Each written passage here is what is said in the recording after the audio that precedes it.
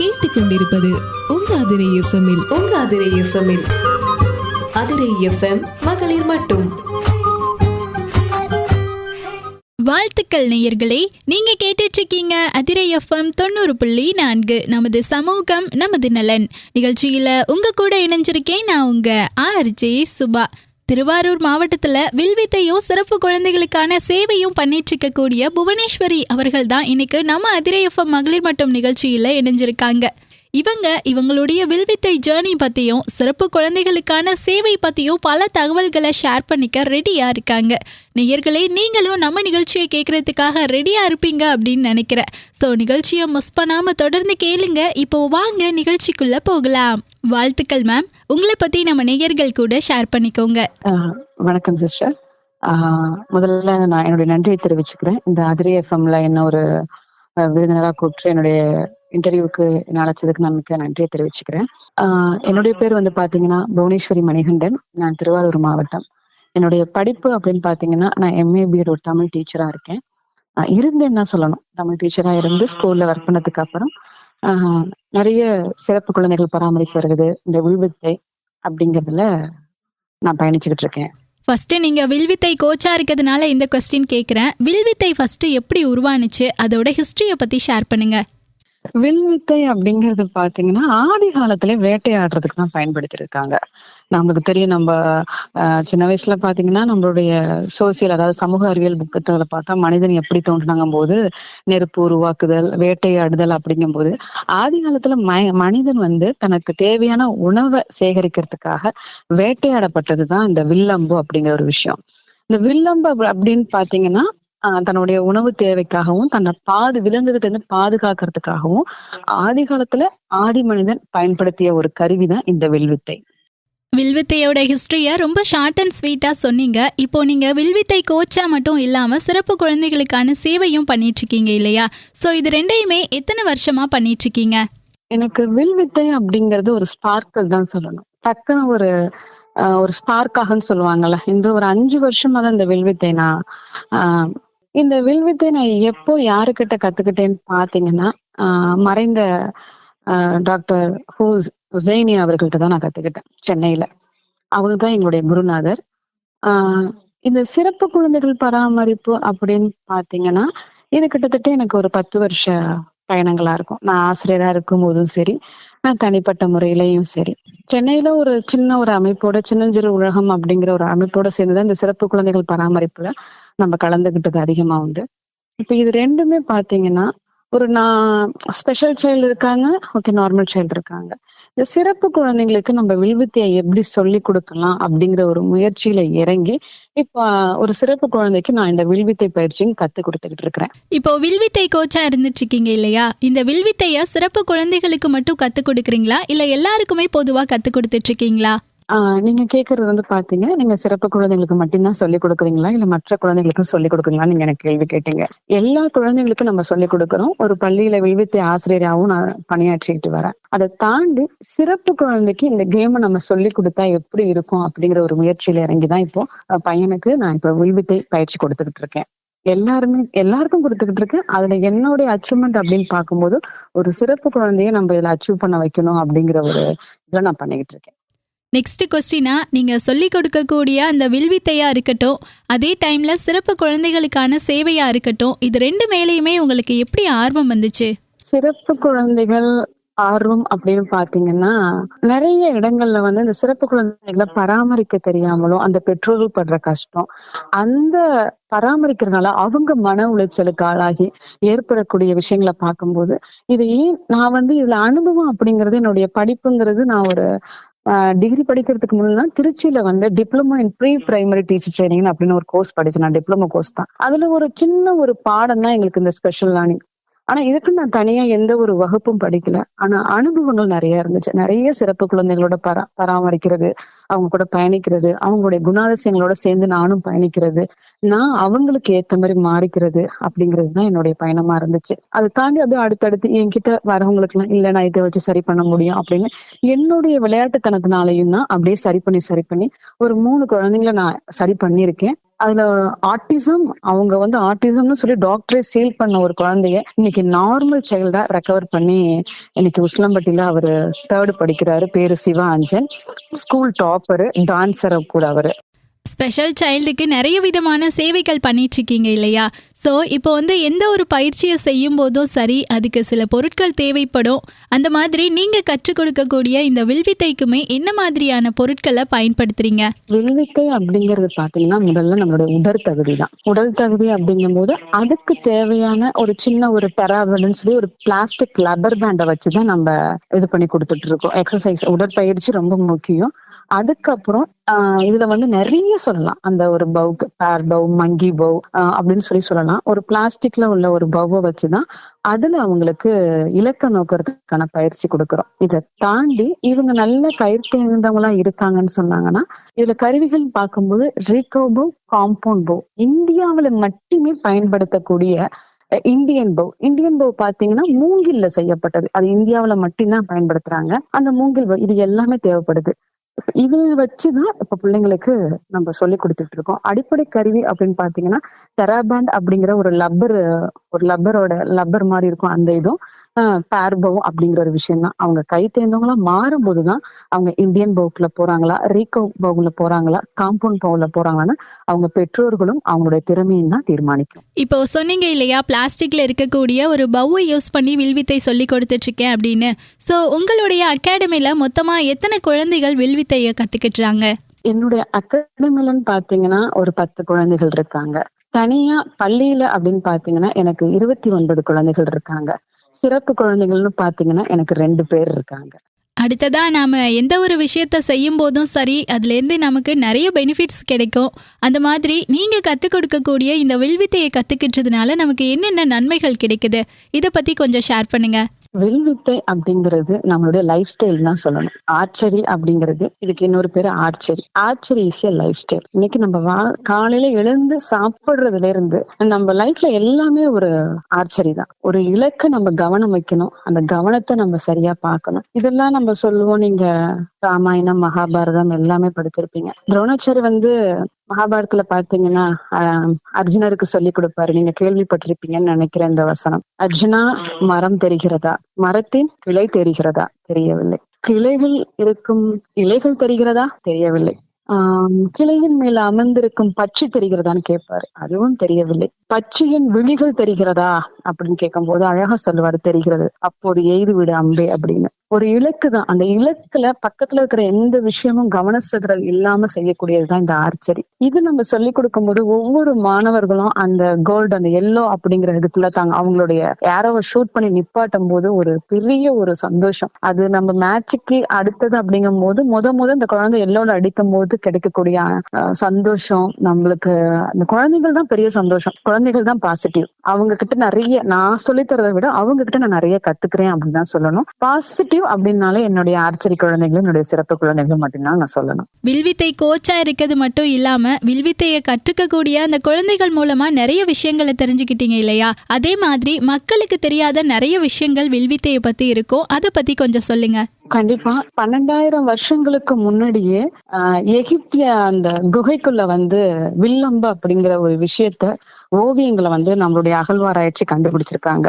அதை கண்டுபிடிச்சதுக்கு அப்புறம் பாத்தீங்கன்னா அசோனியர்கள், எகிப்துகள் மூலியமா இதை கண்டுபிடிச்சு அப்படியே போய்கிட்டு இருந்தாலும் நாளடைவுல இந்த வில்வித்தை அப்படிங்கிறது வேட்டையாடப்பட்டு பயன்படுத்துச்சு, நிறைய போர்களுக்கு பயன்படுத்தப்பட்டுச்சு. ஆனா அடுத்தடுத்து நிறைய அப்டேட் வந்ததுனால, துப்பாக்கிகள் வந்துச்சு, அப்புறம் நிறைய விஷயம் வந்ததுனால இந்த வில்வித்தை அப்படிங்கிற ஒரு விஷயம் ஒதுக்கப்பட்டுச்சு, போர்களுக்கெல்லாம் நிறுத்தப்பட்டுச்சு. அப்புறம் இதை வந்து அமெரிக்கா என்ன பண்ணாங்கன்னா ஒரு விளையாட்டா கொண்டு வந்தாங்க. அமெரிக்கர்கள் தான் இதை வந்து ஒரு விளையாட்டா கொண்டு வந்தாங்க. 1900 பாத்தீங்கன்னா பாரிஸ்ல நடந்த ஒரு வில்வித்தை ஒரு ஒலிம்பிக் அந்த கேம்ல தான் இதை வந்து கொண்டு வந்தாங்க வில்வித்தை. அப்புறம் ஒரு சில அபாய காரணத்துக்காக இதை ஸ்டாப் பண்ணாங்க.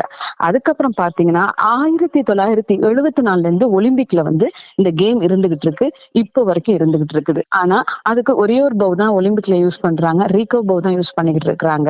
இந்தியன் பவ் வந்து நம்ம இந்தியாவில மட்டும்தான் பயன்படுத்தக்கூடியதா இருக்குது. காம்பவுண்ட் பவ் எல்லாமே நேஷனல் இன்டர்நேஷனல் போகக்கூடிய வரைக்கும் இருக்குது. ஆனா ஒரு சில இப்பவுமே இது ஒரு காஸ்ட்லி கேம் அப்படின்னு நினைச்சு மக்கள் மத்தியில இன்னுமே இதுக்கு ஒரு பெரிய விழிப்புணர்வு வராம இருந்துச்சு. இப்ப கடந்த 3-4 வருடமா இதை நிறைய பேர் இப்ப முன்னெடுத்து வந்துகிட்டு இருக்கிறாங்க.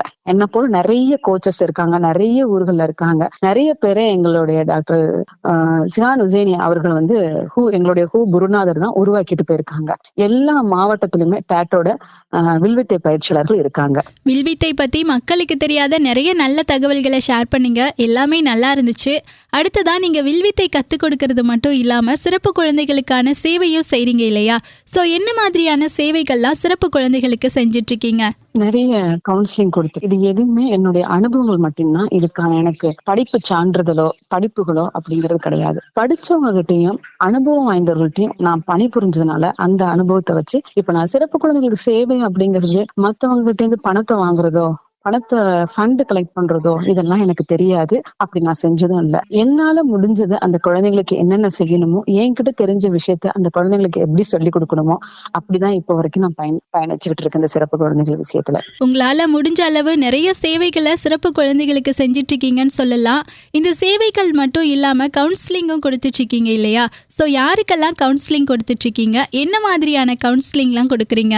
இத பத்தி கொஞ்சம் சொல்லுங்க. கவுன்சிலிங் அப்படிங்கும் போது எல்லாருமே டாக்டர் கிட்ட உட்கார்ந்து ஃபீஸ் கட்டி அப்படின்லாம் கிடையாது. ஒருத்தவங்க வந்து தன்னுடைய மனசு விட்டு பேசக்கூடிய நேரத்துல அவங்க சொல்றத முழுசா நம்ம காதுல வாங்கிக்கிட்டு அவங்க கண்ணீர் சிந்தும் போது அந்த கண்ணீர் சிந்தறதுக்கு ஆறுதலா பேசணும் தான் என்னுடைய கவுன்சிலிங்கா இருந்திருக்கு. இந்த கவுன்சிலிங் பாத்தீங்கன்னா ஸ்டூடெண்ட்ஸா இருக்கட்டும், பேரண்ட்ஸா இருக்கட்டும், பெரியவங்களா இருக்கட்டும், சின்ன குழந்தையா இருக்கட்டும், என்னை விட வயசுல பெரியவங்களா இருக்கட்டும், எல்லார்களுக்குமே சொல்லி புரிய இந்த சூழ்நிலைக்கு ஏற்ற மாதிரி புரிய வச்சிருக்கேன். அதனால நிறைய பேர் வெளியிலயும் வந்திருக்காங்க.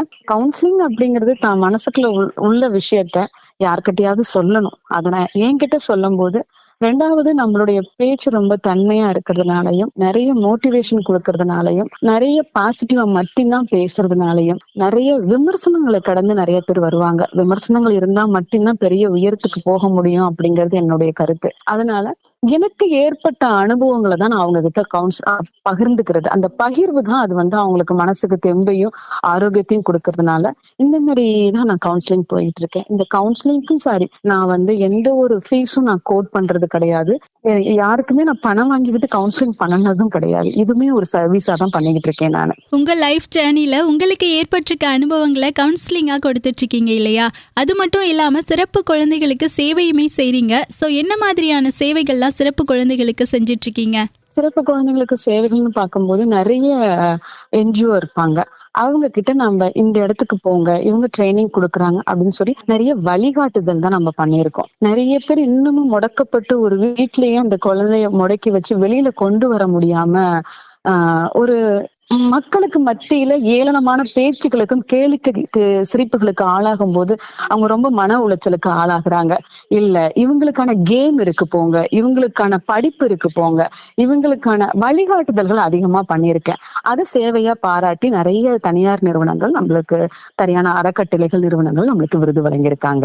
நிறைய கேலி கிண்டல்கள்னால ஸ்பெஷல் சைல்டுனால வெளியிலேயே வர முடியல, அதே நேரத்துல அவங்களால எதுவுமே செய்ய முடியல அப்படிங்கிற ஒரு உண்மையான தகவலை இப்போ ஷேர் பண்ணீங்க. நல்லா இருந்துச்சு. இப்போ எந்த ஒரு செயலை செய்யும் போதும் சரி, பெண்களுக்கு ஃபேமிலி சப்போர்ட்டுங்கிறது அவசியமா இருக்கும். ஸோ உங்களுக்குமே ஃபேமிலி சப்போர்ட்டுங்கிறது எப்படி இருந்துச்சு?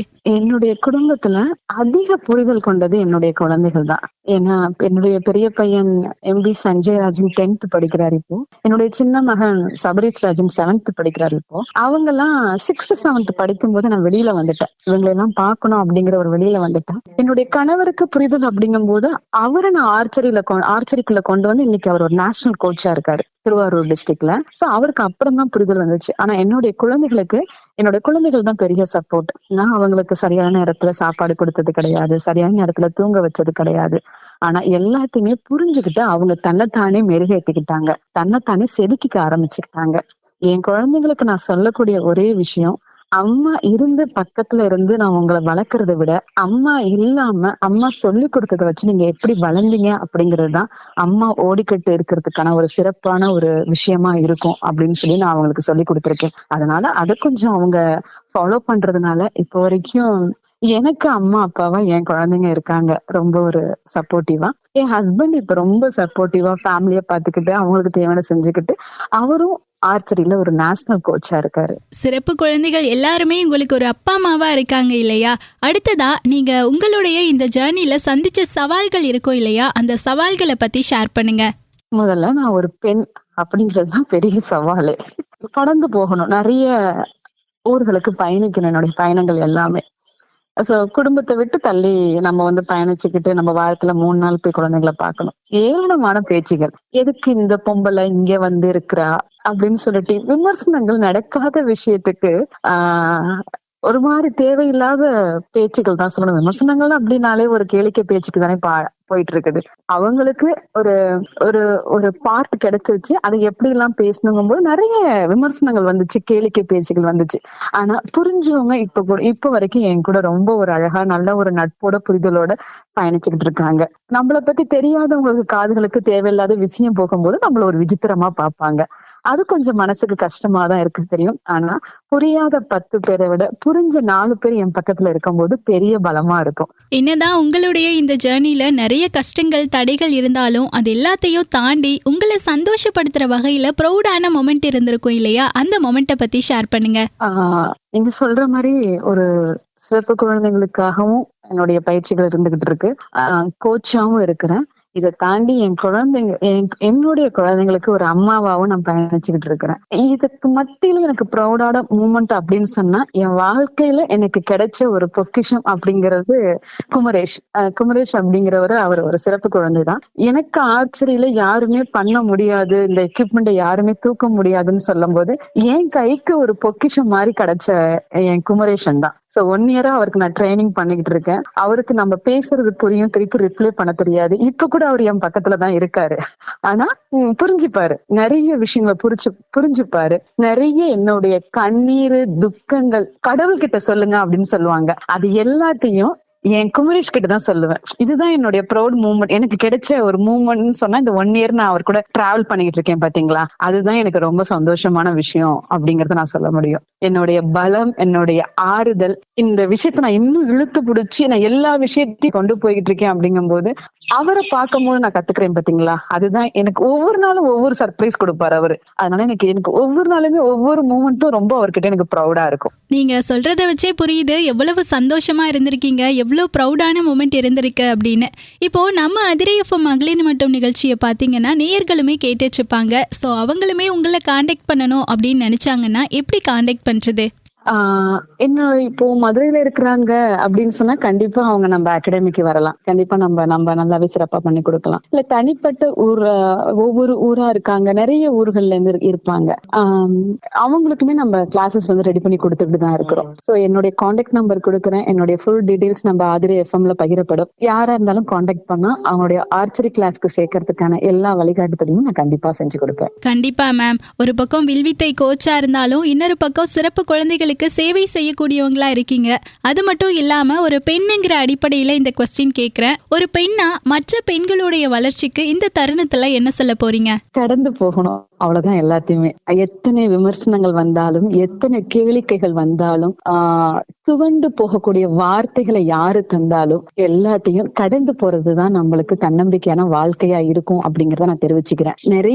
நிறைய சிக்கல்கள் இருக்கும். குடும்பமா இருக்கட்டும், சுத்தி இருக்கிறவங்களா இருக்கட்டும், வேலையிலயா இருக்கட்டும், நம்ம மேல பொறாமப்படக்கூடியவங்க எவ்வளவோ பேர் இருக்காங்க. நல்லா புரிஞ்சுக்கணும். நம்ம மேல பொறாமப்படுறவங்களால மட்டும்தான் நம்ம மேல குறைகள் சொல்ல முடியும், விமர்சனங்களை பண்ண முடியும். அவங்க இதெல்லாம் தாண்டி தகர்த்து எரிஞ்சு போனா மட்டும்தான் நம்ம வாழ்க்கையில நம்ம அடையக்கூடிய இலக்கை நம்ம அடைய முடியும். இவங்களுடைய பேச்சுகளுக்கும் இவங்களுடைய கேள்விகளுக்கும் செவி சாய்க்காமல் நம்மளுடைய இலக்கை மட்டுமே நோக்கி பயணிக்கணும் அப்படிங்கிறது நான் எல்லா பெண்களுக்கும் நான் சொல்றது. வீட்டுல இருக்கிற பெண்கள் மட்டும் சும்மா இருக்கிறேன் அப்படிலாம் கிடையாது. நிறைய திரைப்படங்கள்ல அந்த சீன் வரும். நீங்களுமே ஒரு இலக்கை நோக்கி தான் பயணிச்சுக்கிட்டு இருக்கீங்க. உங்களுக்கு ஒரு குழந்தைங்களுக்கு நல்ல அம்மாவா இருக்கணும், கணவருக்கு நல்ல மனைவியா இருக்கணும், மாமியாருக்கு நல்ல மருமகளா இருக்கணும். நீங்களும் ஒரு இலக்கை நோக்கி தான் போயிட்டு இருக்கீங்க.